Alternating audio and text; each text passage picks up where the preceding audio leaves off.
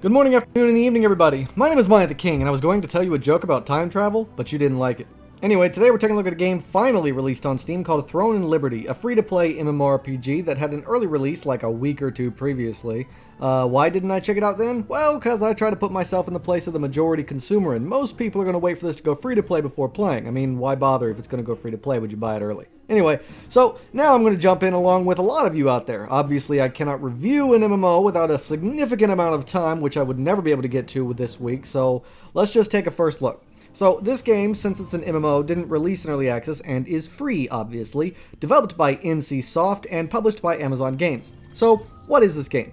Well, that's kind of tricky. The lore is a bit confusing, as is the story. It's pretty much just evil people going around collecting chosen ones, and you happen to be one of the chosen ones on accident, and now you're thrust into this world fighting the good fight while stopping the villains and on your journey completing a lot of chores for people too lazy to go out and do themselves.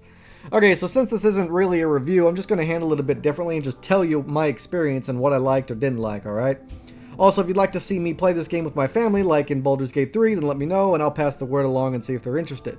Okay, so at first, I was getting very heavy inspiration feelings from this game.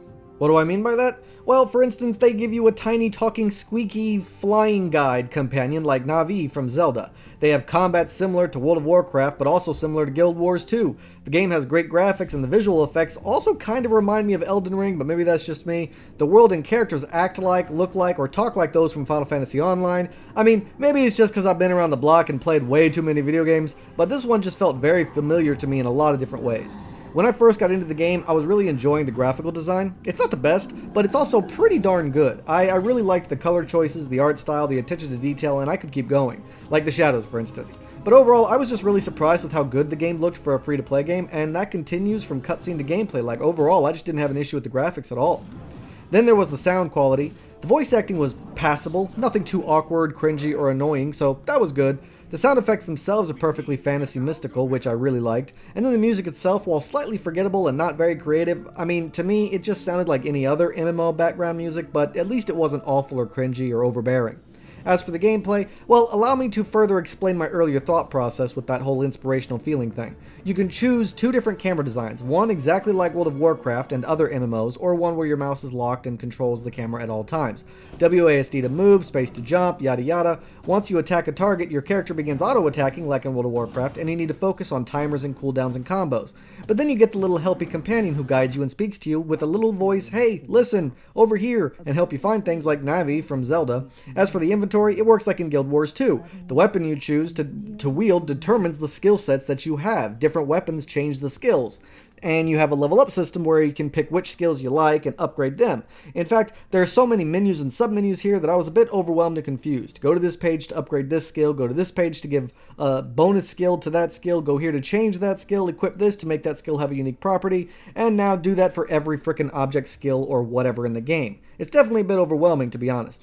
Luckily, the game does offer a fairly simple and easy to understand tutorial that pops up exactly when you need it to teach you little things that you need to know without being overwhelming. In other words, the game's pop-up tutorial helps you in what I think is a pretty damn good way to help you understand what's happening and help you acclimate with the gameplay and its mechanics.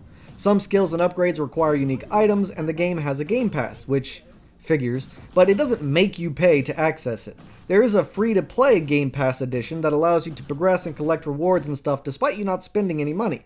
There are also cosmetic items and other unlockables for things that you can actually find online in the game if you don't like to spend money like me. Oh, and did I mention there are 4 types of travel? 3 of them with cool travel mechanics. Oh, and a fast travel, but we'll get to that. You have your normal running around speed, but then instead of giving you a sprinting mechanic, whenever you hit shift, you turn into a 4-legged beast of your choice. A really cool take, I thought.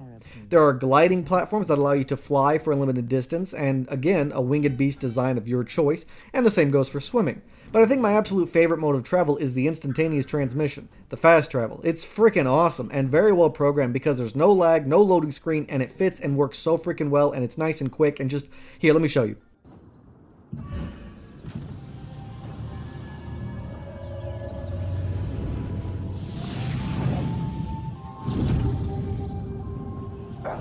Look at that. No loading screens, no lag, just nothing. Just instant transport. I love it. More games need shit like this. This was great.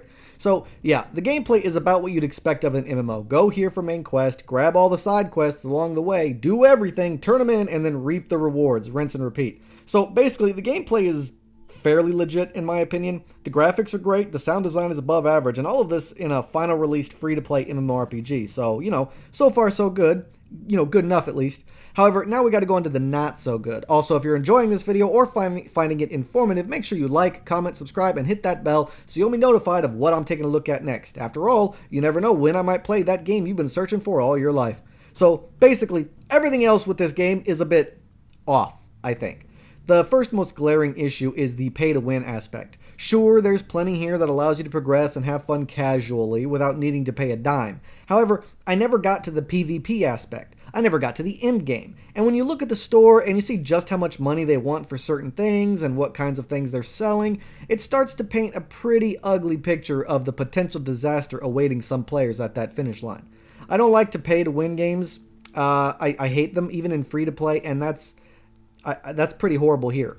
So I'm already looking at the game badly because of that kind of stuff. The next thing I really didn't like was the stability.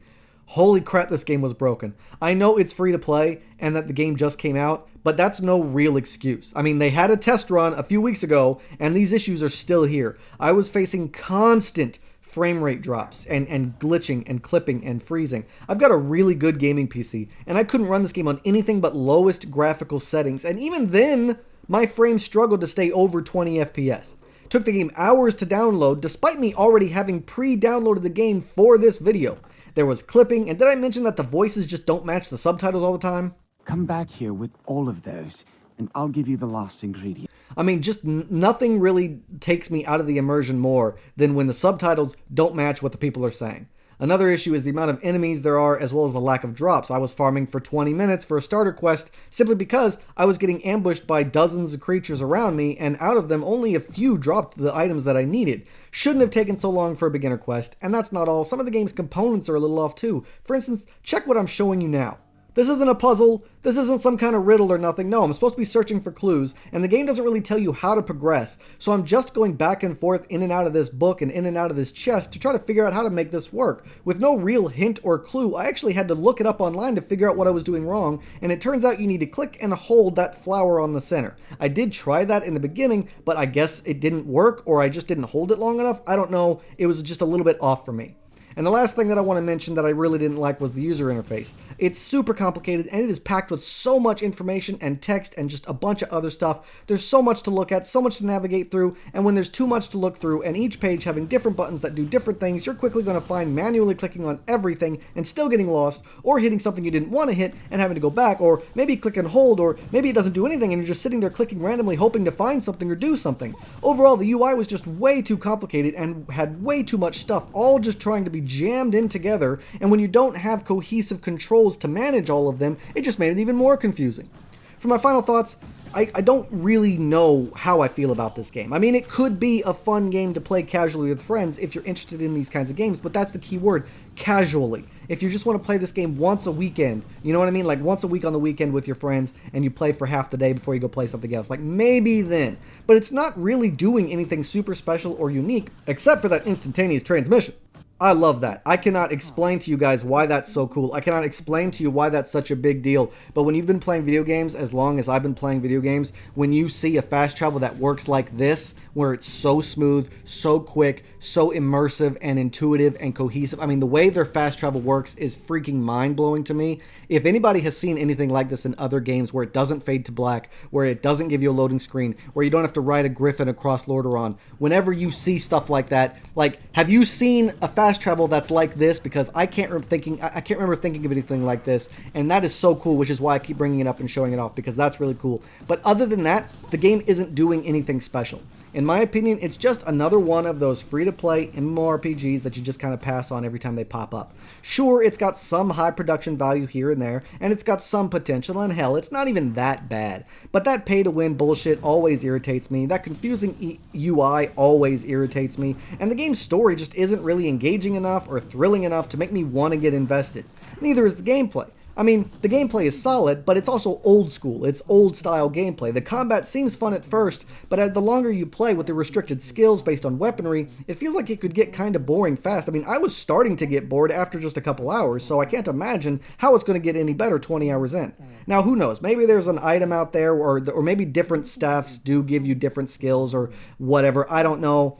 I don't think so, but maybe, and that could be the trick here, is constantly changing weapons, but I've seen that in Guild Wars 2, so it's still old. Honestly, there's just really nothing here that I just haven't seen 100 times. It's not doing anything super original or unique, and with a lack of that, and a lack of engaging, interesting story, and I'm just kind of done, I think. So, yeah, that's what I got to say. Now, obviously, it's a free-to-play game. You're not wasting any money, but you might end up wasting time for the download and for your friends to download, because this will be a lot more fun with friends than it would be solo. Keep that in mind going forward, too. So, I don't know. If you've got like a day where you've got nothing going on and you're watching a TV show and you're thinking, this could be a good game to download and play, so I'll wait a few hours for it to download and then maybe I'll play it, maybe. But otherwise, yeah, I mean, it's just not really anything super awesome or super good, in my opinion. It's just average. It's just average. So take that for what you will. So that's all I got for this video, everybody. Thanks so much for watching, with a special thanks to those of you who stuck around to the end. If you have any questions or concerns, please let me know in the comments down below. Don't forget to like and subscribe, and I can't wait to see you all again on my next adventure. So until then, I bid you all farewell.